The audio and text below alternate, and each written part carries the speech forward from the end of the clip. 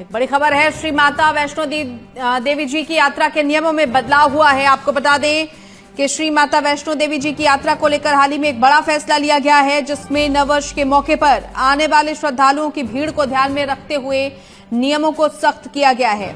अब RFID card मिलने के 10 घंटे के भीतर यात्रियों को अपनी यात्रा शुरू करनी होगी और दर्शन करने के बाद 24 घंटे के अंदर कटरा लौटना अनिवार्य हो जाएगा।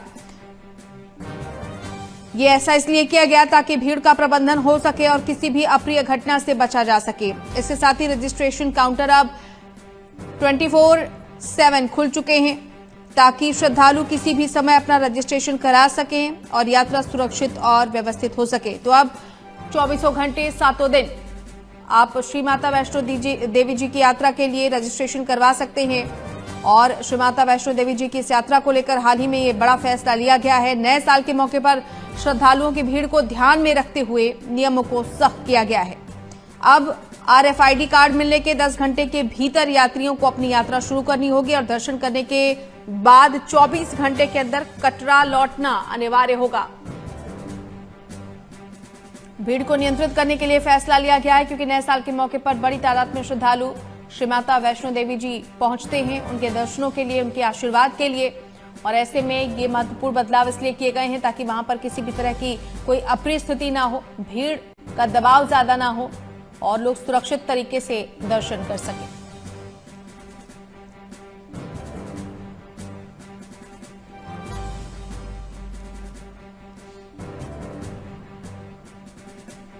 तो श्री माता वैष्णो देवी जी की यात्रा के नियमों में यह बदलाव, 24 घंटे में श्री माता वैष्णो देवी जी की यात्रा पूरी करना जरूरी है।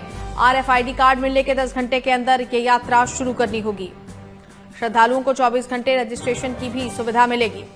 श्रद्धालुओं की सुविधाओं को देखते हुए श्राइन बोर्ड ने यह फैसला लिया है।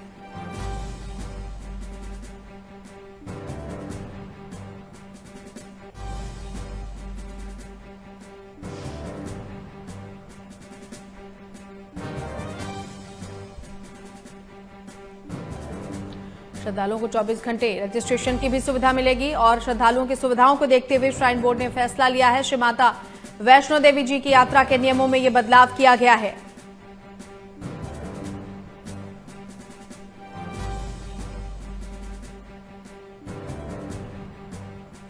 अब श्रद्धालुओं को 24 घंटे रजिस्ट्रेशन की भी सुविधा होगी। श्रद्धालुओं की सुविधाओं को देखते हुए श्राइन बोर्ड ने अहम फैसला लिया है। RFID कार्ड मिलने के 10 घंटे के अंदर यात्रियों को अपनी यात्रा शुरू करनी होगी और दर्शन करने के बाद 24 घंटे के अंदर कटरा लौटना श्रद्धालुओं का अनिवार्य होगा ताकि भीड़ प्रबंधन हो सके और किसी भी अप्रिय घटना से बचा जा सके।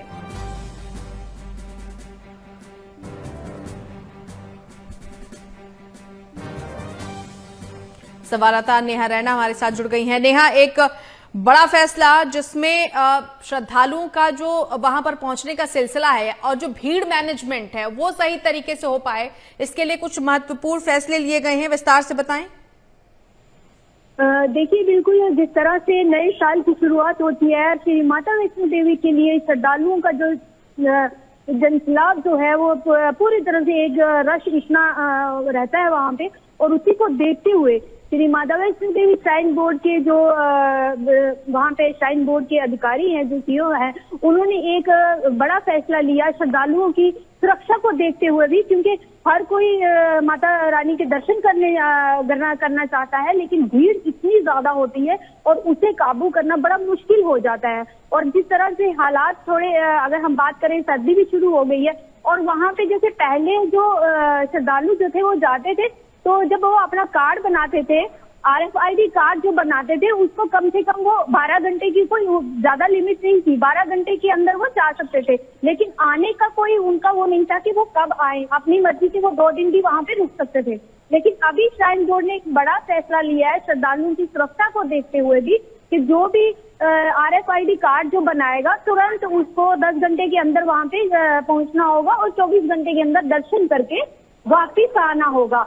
सबसे बड़ी बात ये है कि जिस तरह पहले जो भी श्रद्धालु आते हैं तो कई बार वो 2-2, 3-3 दिन वहां पे माता के दरबार में रुकते हैं, लेकिन अब जो एक बड़ा नियम में बदलाव किया गया है, नया साल है आने वाला और बहुत ज्यादा रश जो है, बड़ी भीड़ वहां पे माता रानी के दरबार में पहुंचती है। हर कोई चाहता है कि माता रानी के नए साल की शुरुआत जो है वो मां के दरबार से वो करे।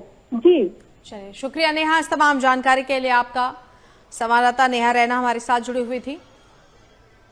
तो श्रद्धालु बेहतर तरीके से, सुविधाजनक तरीके से श्री माता वैष्णो देवी जी की यात्रा कर सकें, उनके दर्शन कर सकें नए साल के मौके पर। इसके लिए कुछ महत्वपूर्ण फैसले लिए गए हैं।